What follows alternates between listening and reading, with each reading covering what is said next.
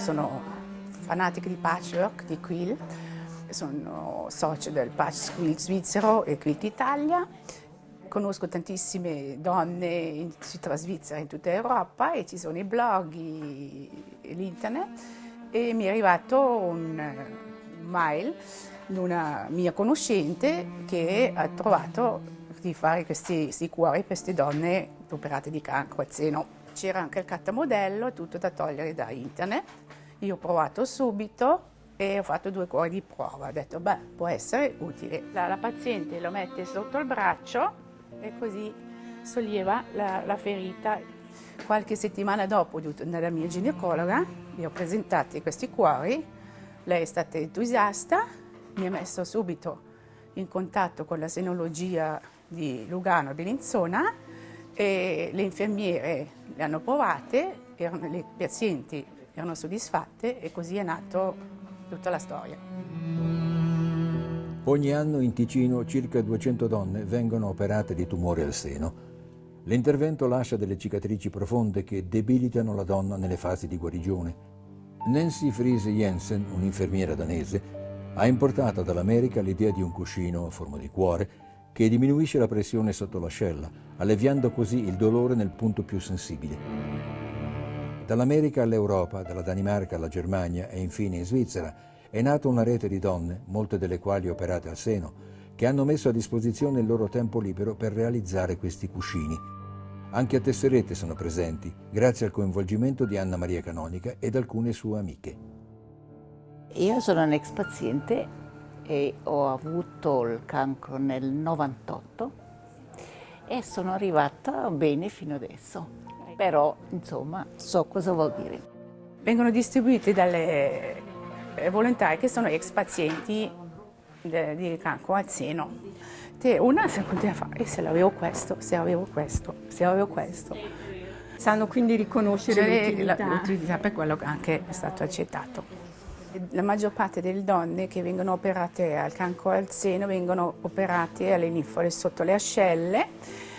Lì è molto dolorante e questo cuscino a forma di cuore che ha 2 orecchie si mette sotto il braccio e le 2 orecchie praticamente sono fuori e così fa di sollievo sotto le ascelle.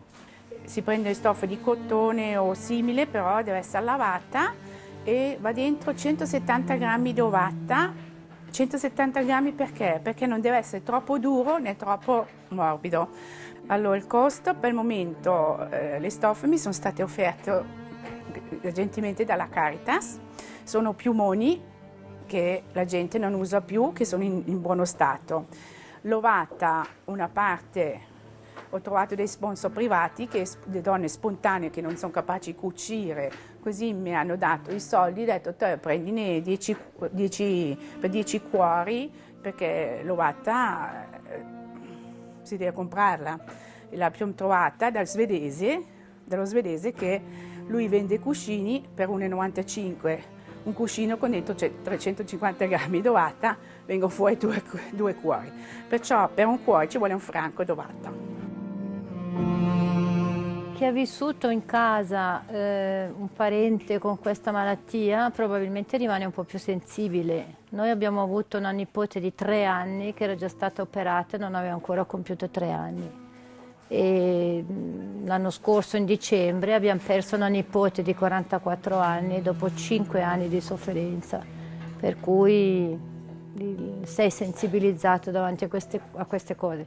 Poi sentendo l'Anna Maria che ci sono così tante persone operate al seno non puoi restare indifferente, assolutamente. La trovo una bellissima iniziativa che così tante donne mettano a disposizione il loro tempo libero per aiutare altre donne.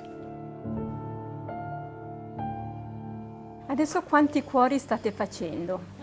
Spero oggi 200. 200? Sì. Ci sono così tante persone bisognose di un Sì, cuore? Purtroppo sì.